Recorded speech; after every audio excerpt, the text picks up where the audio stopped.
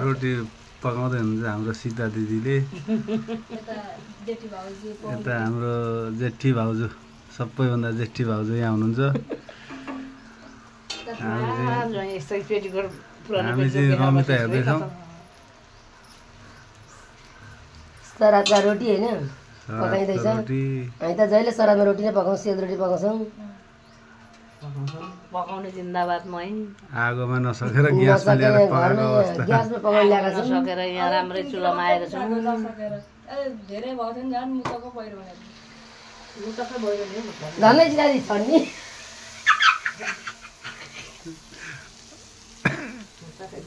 यो सीता पर्किन्थ्यो हाम्रो आमाले कति कुरा गरिरहेको हाम्रो आमाको एकचोटि सिधै जाने हुँदैन राजगढ कहिले लान्छौ लान्छे होइन अब आउने जाने भाडा अटोमै जानुपर्छ होइन दिउला भाडा के मेरो तिम्रो भाडा मेरो भाडा तिमीलाई दिला भाडा 200 मा घर पुर्याइन्छ माइक लान्छ त उसले नि तिर्नु पर्यो त्यही हो नि त्यही त अब भोलि